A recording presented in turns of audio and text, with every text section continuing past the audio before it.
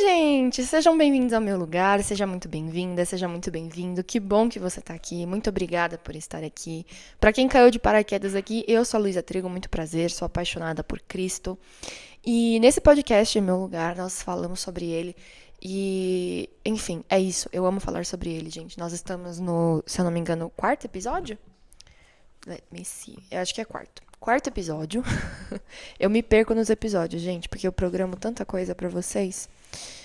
Nós estamos no quarto episódio, gente. E hoje eu queria falar de um assunto que, pra quem segue Jesus, pra quem tem Deus como base de vida, a gente tem muito essa dúvida e eu queria conversar um pouco sobre essa dúvida que nós temos. E para isso eu vim aqui de cara lavada, eu vim nesse ambiente aconchegante, porque eu queria falar exatamente sobre isso. O que é um aconchego para nós? Nós temos algo, gente. Nós temos sim, nós, filhos de Deus, temos algo que nos aconchega todos os dias, que é o perdão. Então, assim, como vocês viram no título, como não errar com Deus? Hoje eu vim falar o segredo de como não errar com Deus. E o segredo aqui é, presta bem atenção, que isso aqui você não vai ver em outro lugar. Presta bem atenção. Qual é o segredo para não errar com Deus? A chaleira. Qual é o segredo para não errar com Deus? Não existe. Não tem como. Não tem como não errar com Deus. Nós somos humanos, gente. Isso é normal. Ele sabe disso. Ele, mais do que todos, sabe que nós vamos errar com ele. Isso é fato. E ele perdoa a gente todos os dias por isso. Mas vamos falar direito disso? Porque, assim, as pessoas que caem de paraquedas e conhecem Jesus só por fachada, já escutaram sobre isso, que Jesus perdoa todos os pecados e quando a gente comete algum pecado, o primeiro lugar que a gente recorre é Jesus. Por que isso? Hoje eu vou ler algumas passagens para vocês que vão dar essa prova e a gente vai discutir sobre isso. Então, não tem como errar com Deus, tá? É isso, essa é a base do nosso episódio. Não tem como errar com Deus e a gente precisa tirar isso da nossa cabeça, porque é algo que vai destruir a gente se a gente continuar pensando nisso. E hoje eu trouxe aqui algumas definições do que é pecado, tá? Eu tirei essas definições do dicionário. A Bíblia, ela acredita que pecado é exatamente o que o dicionário tem como definição também. Então, pecado significa culpa. Tá? Culpa, falta ou vício. Culpa, falta ou vício. Então, quando tem aquele momentinho que você sabe que você errou, aquele momento em que você volta para casa se sentindo mal, que você tem alguma discussão que você não queria ter tido, ou que você sabe que na hora você se exaltou, ou que você fez alguma coisa que você não deveria ter feito, que você sabe que tanto você quanto Jesus ficariam chateados com você.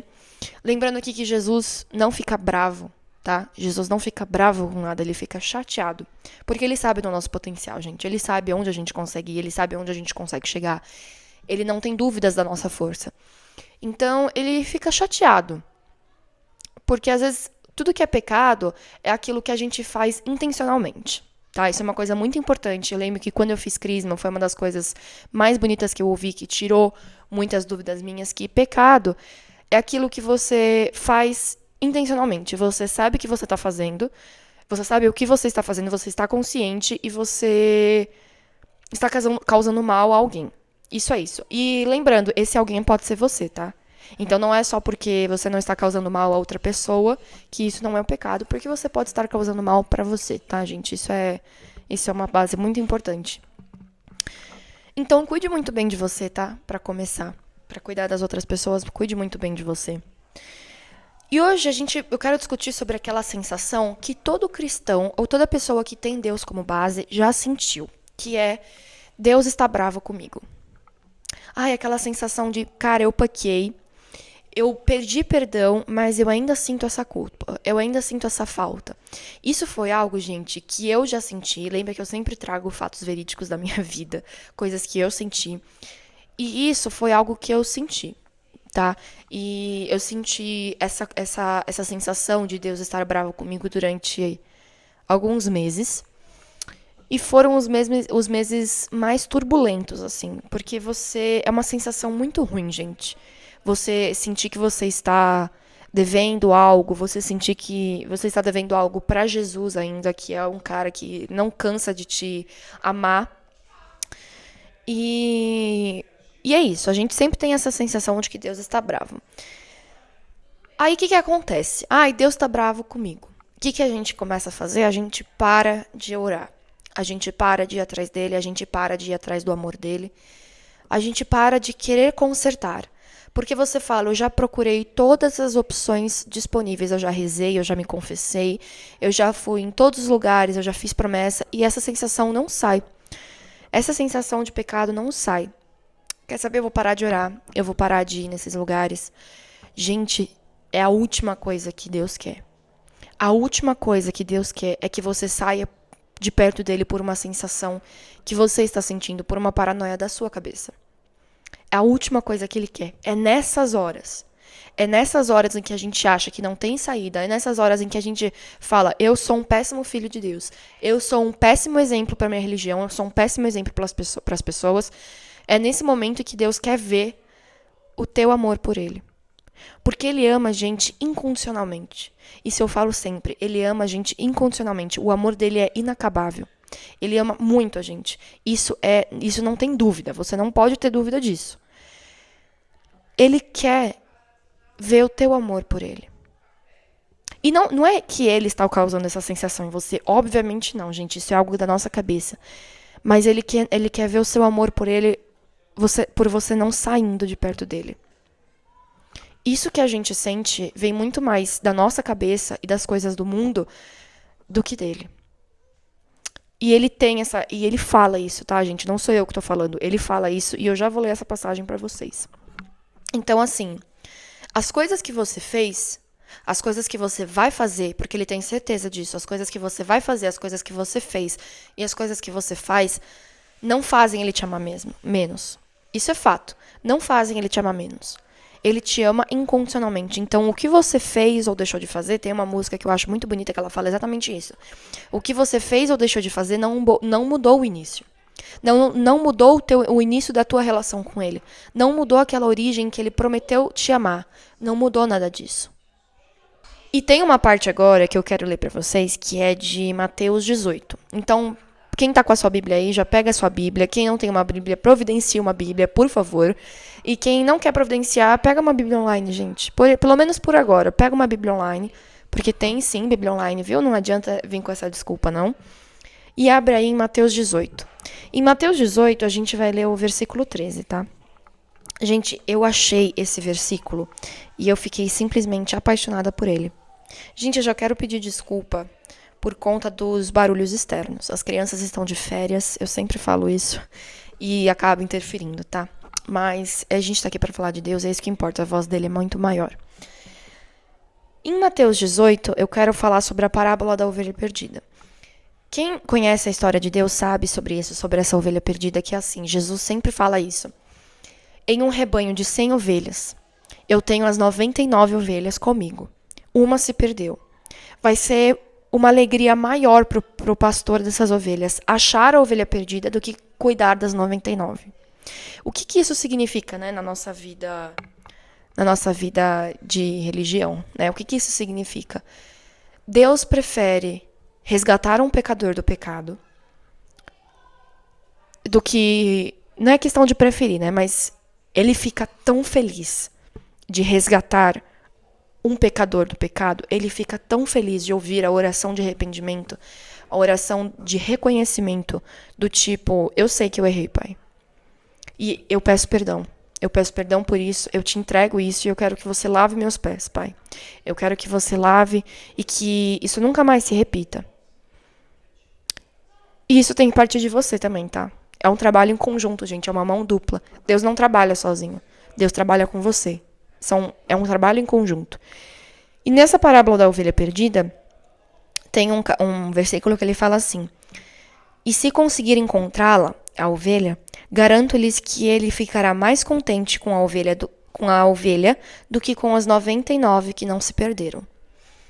Isso ele garante pra você, gente. Não sou eu que tô falando, tá? Jesus falou isso, essa parábola. E Jesus falava em parábolas, né? Uma das coisas que eu mais amo em Jesus é que ele nunca deu a resposta de graça.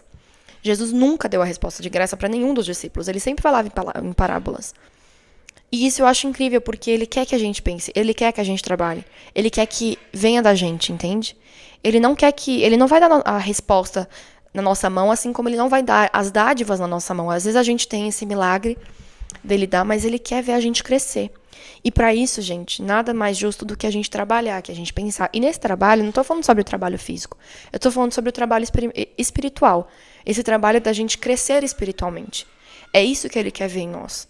E quanto mais a gente conhece sobre ele, mais a gente quer se tornar igual a ele, e mais a gente, eu acredito, né, mais a gente evolui espiritualmente em relação a isso.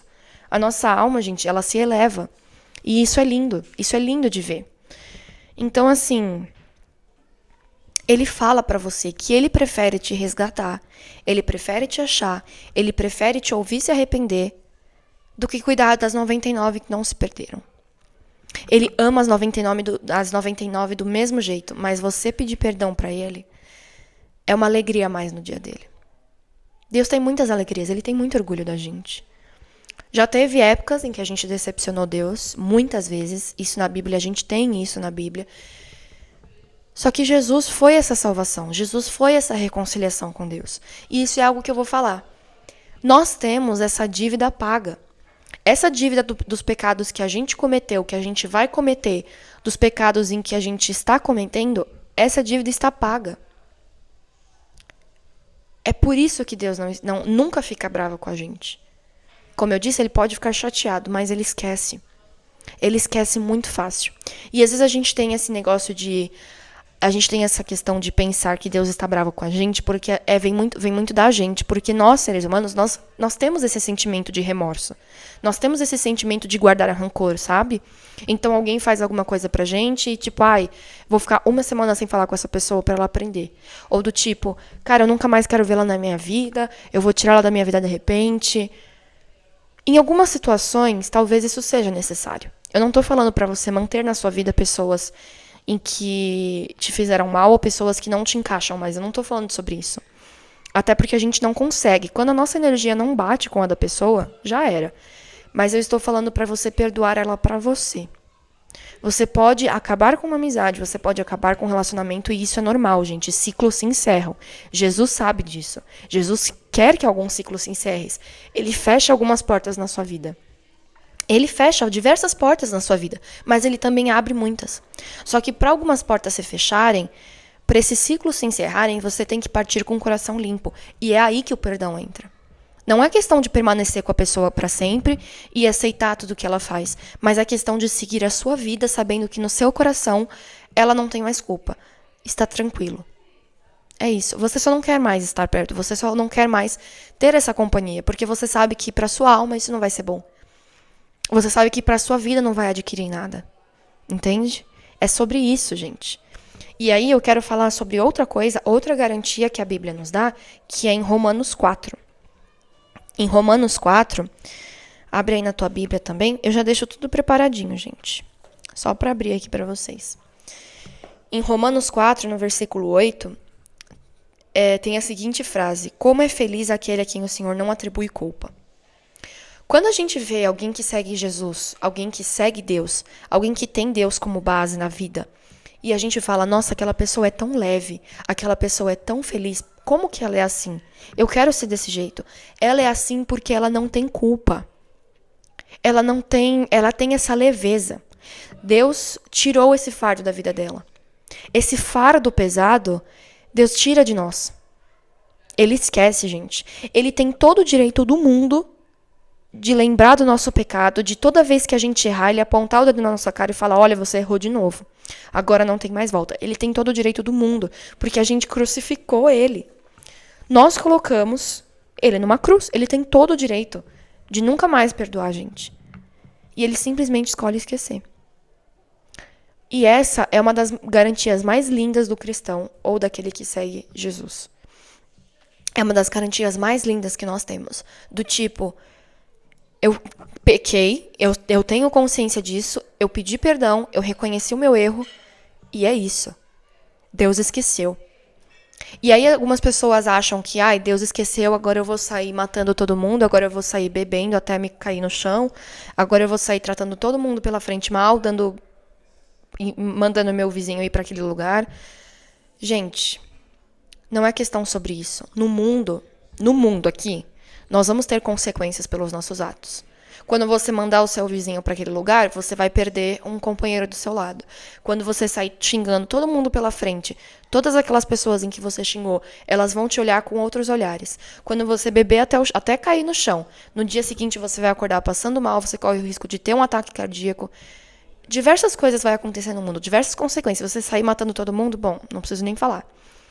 Diversas consequências vão ter no mundo, porque é o livre-arbítrio. É assim que o mundo funciona, é o ciclo da vida. Mas para Deus, se você pedir perdão, é simplesmente isso. Só que é assim, Deus não é estúpido. Ele sabe que você vai estar brincando com a confiança dele quando você pedir perdão e fazer de novo, pedir perdão e fazer de novo. Não funciona isso, é injusto. E eu sempre digo isso, quanto mais a gente conhece sobre Jesus, quanto mais a gente conhece sobre Deus, menos a gente quer praticar isso. Porque a gente sabe o quanto o amor deles é grandioso por nós e a gente quer dar algo em troca. E esse algo em troca é esse orgulho. É esse orgulho de falar, pai, eu poderia ter falado 1000 coisas naquela discussão, mas por você eu escolhi ficar em silêncio. Por você eu escolhi seguir a minha vida e perdoar aquela pessoa. Pode até não ser por mim. Eu posso estar com muita raiva naquela hora. Pode até não ser por mim. Eu falar, pai, eu não queria ter perdoado essa pessoa. Eu juro que eu não queria, mas eu fiz isso pelo Senhor. Isso é mais do que suficiente, gente. Isso é mais do que suficiente. E como é poderoso fazer isso. Como é poderoso. Então, como é feliz aquele a quem o Senhor não atribui culpa. Ele não atribui essa culpa, gente. Toda essa culpa foi paga em uma cruz, em uma sexta-feira. Toda essa culpa. Quando a gente fala que Deus morreu pelos nossos pecados, significa exatamente isso. Deus, eu digo Jesus, tá, gente? Pra mim é... Às vezes eu acredito que é a mesma pessoa. A pessoa foi ótima, né? E aí, a gente nem tem não tenho certeza, não sei descrever o que é, não sei se é pessoa, não sei como é que fala, mas pra mim é uma coisa só. E aí, em Romanos 5, tem um versículo, que é o versículo 7, fala assim: dificilmente haverá alguém que morra por um justo, embora pelo homem bom, talvez alguém tenha coragem de morrer. Então, dificilmente alguém vai morrer por um justo, embora por um homem bom alguém possa morrer. Como assim? Ah, aquela pessoa é boa, ela vale a pena morrer por. Vale a pena morrer por ela, porque ela é uma pessoa muito boa, ela vai continuar realizando as suas obras boas. Isso até existe. Só que Deus ultrapassou isso. Deus ultrapassou todos esses limites. Ele não morreu por uma pessoa boa, ele não morreu por um povo bom. Ele morreu por um povo pecador. Por um povo que cometia diversas faltas, que tinha diversas culpas, que mesmo ele dando diversas provas do quanto o amor dele era grande pela gente, crucificaram ele. E mesmo assim ele morreu por nós. Mesmo assim. E aí continua, mas Deus demonstra seu amor por nós. Cristo morreu em nosso favor quando ainda éramos pecadores. Nós ainda éramos pecadores. Ele não morreu, a gente não pediu perdão, nos tornamos bons e ele morreu por nós. Não. Nós ainda éramos pecadores. Nós ainda cometíamos faltas, nós ainda não acreditávamos no amor dele. Às vezes a gente duvida ainda, viu? Por isso que eu digo que a gente vai continuar cometendo pecados. Isso, Deus sabe disso. Eu comecei falando sobre isso. Que Deus sabe que a gente vai continuar cometendo pecados. Ele sabe as faltas que a gente tem. Mas isso não significa que ele vai atribuir culpa para nenhuma delas. Então, assim, como eu disse, no mundo vai haver consequências. Mas com Deus, se você se arrepende, essa consequência ela é muito menor. E às vezes nem tem, porque ele tira toda a tua culpa. Então, peça para Deus lavar os teus pés. Outra prova de amor que Deus deu pela gente. Eu amo essa passagem em que está na última ceia e Deus lava os pés de cada um dos discípulos. Ele está limpando todos os pecados antes de morrer. Eu acredito que, no meu ponto de vista, isso é uma interiorização. Então, tipo, na cruz, ele morreu por todos nós. Quando ele lavou os pés dos discípulos, ele provou que foi por cada um de nós. Ele morreu por todos nós e por cada um de nós. Entende essa diferença? Eu acredito pelo menos nessa diferença. Então, a nossa dívida foi paga, tá, gente? Isso é uma certeza. E agora eu queria abrir também em Lucas 7. Lucas 7. Eu vou abrir também porque a minha Bíblia só tem 2 marca-páginas. Em Lucas 7. Abre aí em Lucas 7, please. Eu vou abrir aqui também. Em Lucas 7, eu acho muito bonita essa passagem. Eu achei ela outro dia, porque assim, um dos maiores exemplos para mim de pecado perdoado foi o de Maria Madalena, né? Maria Madalena, eu acho que tem alguns estudos que falam que Maria Madalena também foi a mulher apedrejada. Eu acho que Maria Madalena foi a mulher apedrejada e ela era discípula que fala? Discípulo de Jesus também. Mas a gente não tem certeza. Mas se eu não me engano, ela era. Mas Maria Madalena, ela era uma mulher impura. Não só no sentido da prostituição, pelo qual ela foi apedrejada, mas tô considerando que ela foi a mulher apedrejada, tá, gente? Mas também, pra quem assistiu The Chosen, sabem que ela bebia, ela não aceitava, ela fugia de Jesus a todo momento. E Jesus, ele fala pra gente na passagem que ele fala de Maria Madalena, em uma das passagens em que ele cita Maria Madalena, ele dá a fórmula de como ter os seus pecados perdoados. Ele fala simplesmente assim: portanto, eu lhe digo, os muitos pecados dela lhe foram perdoados, pois ela amou muito. Vamos ler de novo. Os muitos pecados dela foram perdoados, pois ela amou muito. Então, quando você se perguntar, como que eu faço para Deus me perdoar? Como que eu faço para tirar essa culpa? Continue amando. Continue amando muito. Ame muito a Deus. Esse é o caminho. Como disse a Raíssa Leal, que agora está nas Olimpíadas, Jesus é o caminho, a verdade e a vida. Eu achei muito lindo essa homenagem que ela fez, viu? Eu achei lindo demais essa homenagem. E é exatamente isso. Se você ama, se você se arrepende, não tem por que você seguir com o seu coração carregado, sabe? Seguir com essa culpa. Não tem o porquê, gente. Ele te ama do mesmo jeito. E se você continua com essa culpa, é porque ele quer te mostrar alguma coisa. Não com essa culpa, esse sentimento. Se você continua com esse sentimento de incômodo, ele quer que você sinta esse incômodo para você mudar alguma coisa. Ou o lugar que você tá, ou o grupo de pessoas com que você está, ou a atitude que você tá. Ele quer que você mude isso. É por isso que isso continua. Ou também, talvez seja alguma coisa da sua cabeça. Eis o mistério da fé, né, gente? Até eu tenho essa dúvida até hoje, viu? Não é um negócio em que a gente sabe completamente a resposta. Vou beber minha aguinha aqui. As crianças gritando. Então, assim, é quando a gente fala, eu não merecia esse perdão. Eu não merecia ser perdoada por isso que eu fiz. E ele nos perdoa. É isso, é nesses momentos. E tantos outros que a gente vê o quanto o amor dele é grande por nós. É tão grande que nenhuma falta vai fazer ele nos deixar de nos amar. Até porque, gente, eu não lembro qual homem da Bíblia foi, mas foi pra prisão conversar com os presos, porque Deus ama. E a gente escuta isso às vezes na missa, nos lugares que a gente vai e acha que é besteira, mas não, gente. Deus ama sim, até aqueles que fazem coisas absurdas. Deus ama todos eles. Mas, obviamente, é muito difícil pra ele. É bem difícil. Tem um filme que eu assisti que chama A Cabana. Recomendo muito, tá, gente? É meu filme de conforto, A Cabana. É um pouco triste, mas é bem bonito. E nesse, tem uma das partes do filme em que Deus tá com um homem e esse homem tem 2 filhos. E Deus fala assim, você tem que escolher um deles pra ir pro inferno e um deles pra ir pro céu. Qual você vai salvar?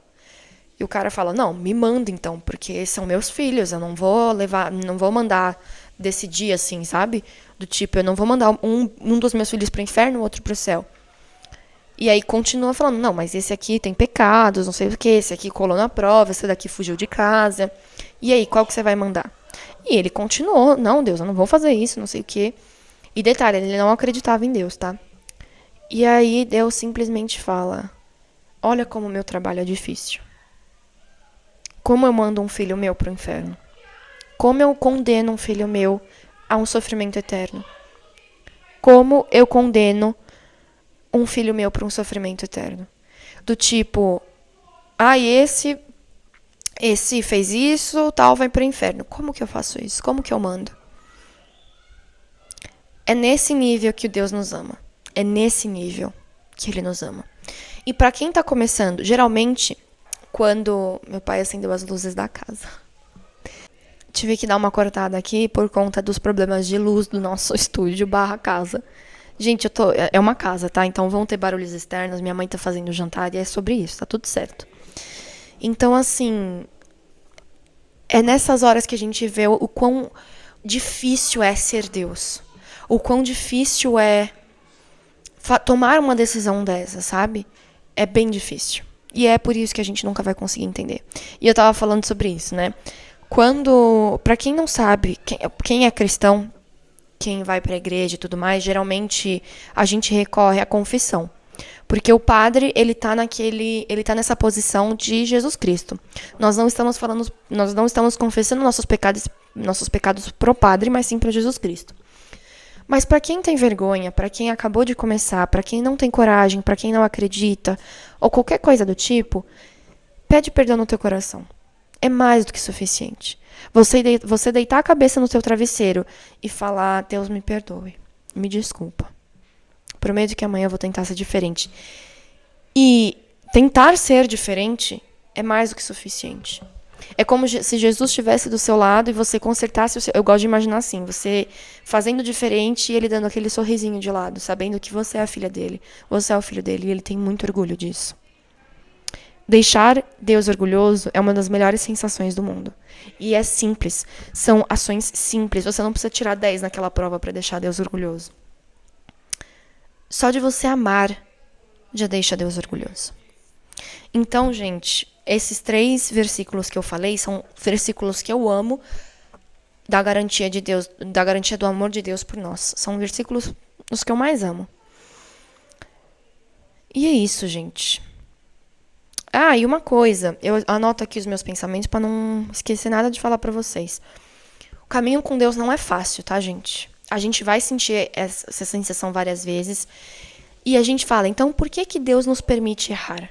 Por que Deus nos permite todo esse sofrimento? Quem assistiu The Chosen, tem o meu coração, The Chosen, maravilhoso. Tem aquela cena em que Jesus está caminhando sobre as águas em direção ao barco dos discípulos. E Jesus fala assim para Pedro: por que você acha que eu permito as dificuldades? Aí Pedro responde: eu não sei. E aí ele diz: elas provam o quanto a sua fé é grande. Elas te fortalecem. Tô traduzindo agora na minha cabeça, por isso que eu tô travando. Elas te fortalecem. Os teus pecados, os teus erros te fortalecem. As dificuldades na vida te fortalecem. E é isso. É por isso que Deus nos permite passar por essas coisas e Ele vai continuar permitindo. Porque é algo, primeiro, que é o ciclo da vida, o livre-arbítrio, e segundo, que o que Ele mais quer ver é a gente crescer.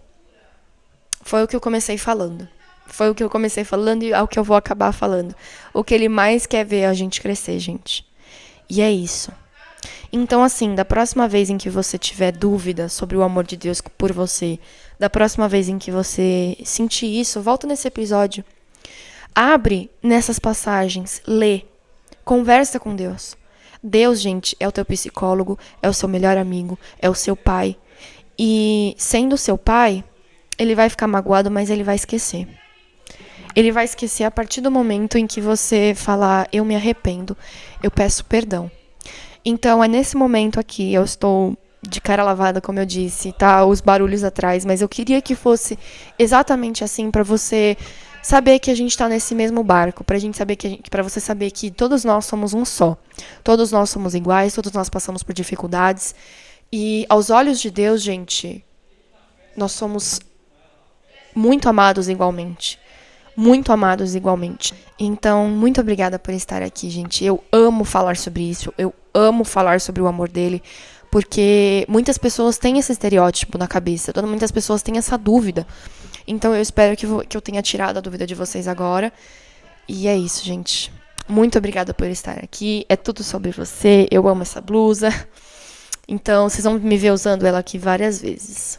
E é isso, gente. Tenham uma ótima noite, um ótimo dia, uma ótima tarde. Que Deus abençoe muito vocês. Fiquem com Deus. E até a próxima. Tchau!